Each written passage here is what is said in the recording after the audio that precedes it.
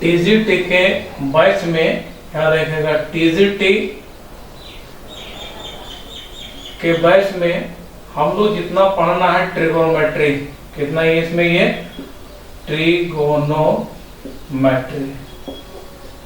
अब ये जो ट्रिगोनोमेट्री है, उस ट्रिगोनोमेट्री में हम लोग को पढ़ना है डिमॉर्गन्स थ्योरम। कितना इसमें, ये डिमॉर्गन्स थ्योरम, ये एक टॉपिक है, डिमॉर्गन्स थ्योरम, ठीक है, De Morgan's theorem and its application. De Morgan's theorem and its application. एक और टॉपिक पढ़ना है इसमें, ये हम लोग कॉम्प्लेक्स आर्गुमेंट, कॉम्प्लेक्स आर्गुमेंट, ठीक है।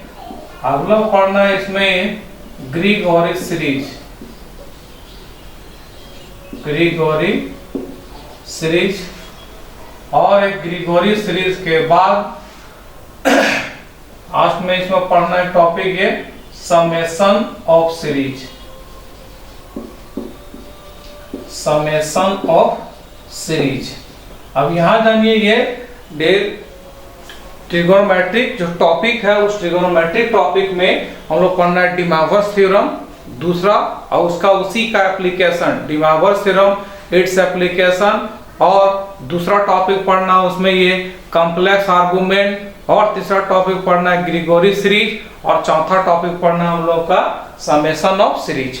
अब ये इतने टॉपिक में हम लोग ये टीजीटी बैच में ट्रिगोनोमेट्री का जो पांचवा टॉपिक या छठा टॉपिक दिया हुआ, ये वाला यहाँ छठा टॉपिक है, इसमें से ये छठा टॉपिक है।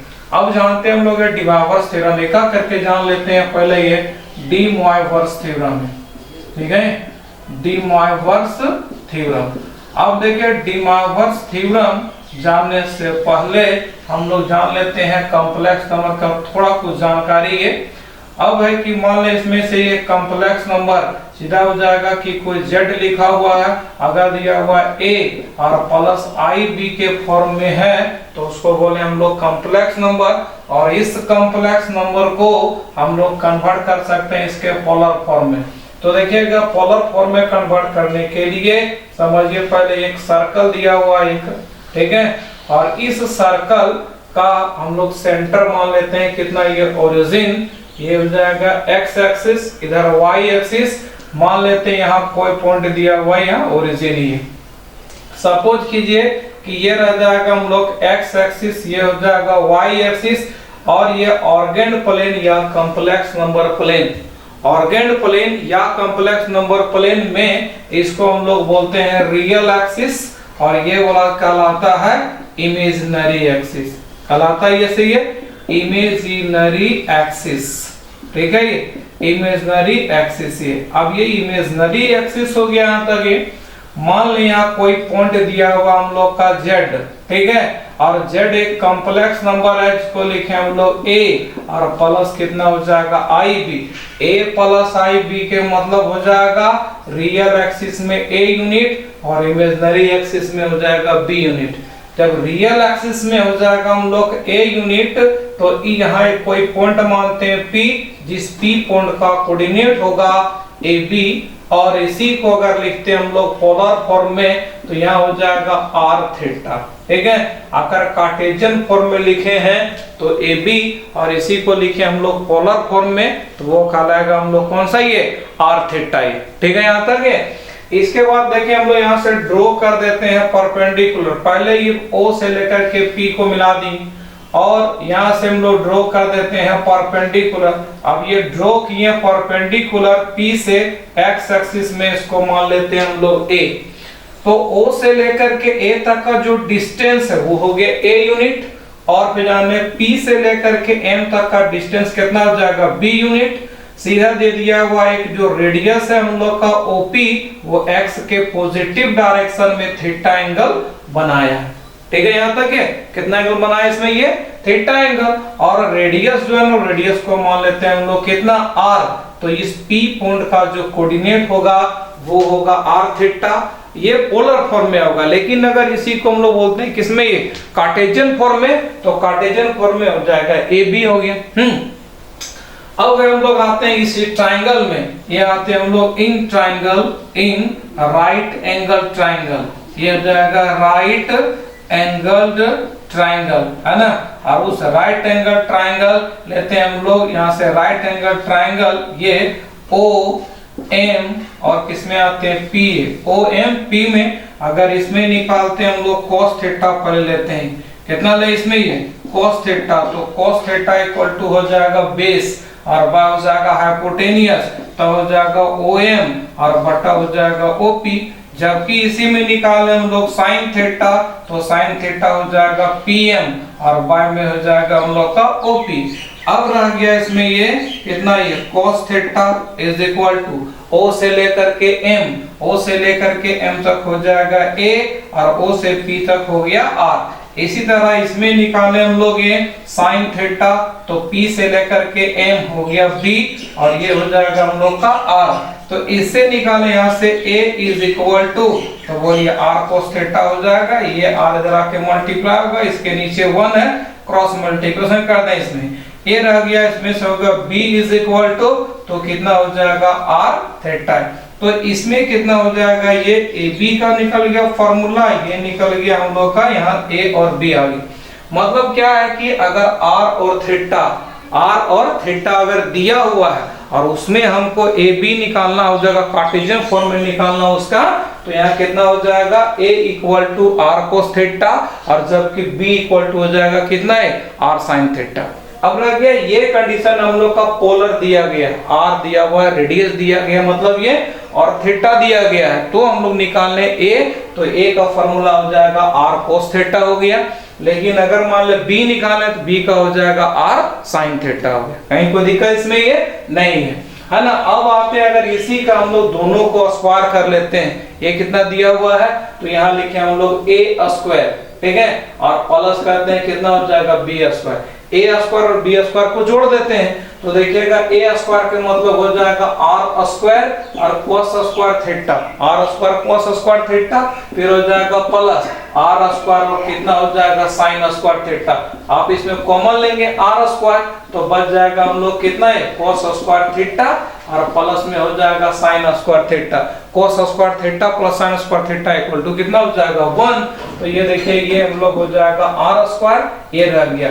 अब ए स्क्वायर प्लस बी स्क्वायर का वैल्यू आर स्क्वायर, तो आर स्क्वायर आर निकालने केवल तो यहाँ हो जाएगा root under A square plus क्या हो जाएगा बी स्क्वायर, इससे निकला। लेकिन अगर दोनों को हम लोग डिवाइड कर लेते हैं, डिवाइड कर देते हैं इसमें ये, तो देखिए हम लोग पाएंगे कितना है कि ये हो जाएगा a और साइन थीटा डिवाइडेड बाय हो जाएगा इसमें से यहाँ जगह इसमें निकाले हम लोग r साइन थीटा, सॉरी ये रह गया b equal to r sine theta और यहाँ हो जाएगा r cos theta. r sine theta equal to b है और r cos theta equal to कितना है a। देखिए इसमें से r cos theta equal to a और r sin theta equal to कितना दिया हुआ है b। अब यहाँ r तो कैंसिल हो गया तो देखेंगे हम लोग sin y cos equal to में कितना हो जाएगा tan थीटा और tan थीटा इक्वल टू हो जाएगा b बाय a। इससे निकालने हम लोग थीटा तो ये निकल जाएगा tan इनवर्स b बाय कितना हो जाएगा a। तो ये थीटा निकल गया, यहाँ से निकल गया। एक तरह से देखें हम लोग ये एक अगर कोई कॉम्प्लेक्स नंबर है z a plus i b, तो जो r है ना वो r हम लोग उस कॉम्प्लेक्स नंबर का मॉडुलस है, मॉडुलस निकालना है। और अगर ये देखें यहाँ जगह थीटा निकालते हैं तो एक तरह से ये वाला क्या हो जाएगा आर्गुमेंट ऑफ z दिया हुआ, ठीक है।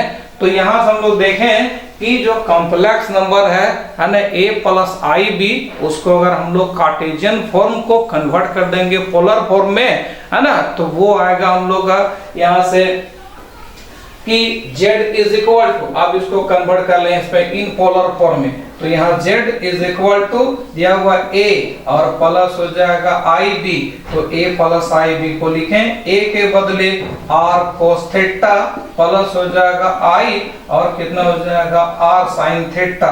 तो इसमें r हम लोग कॉमन लें तो इसमें हो जाएगा cos थीटा और प्लस कितना हो जाएगा i sin थीटा, ये भी हो जाएगा z इक्वल टू।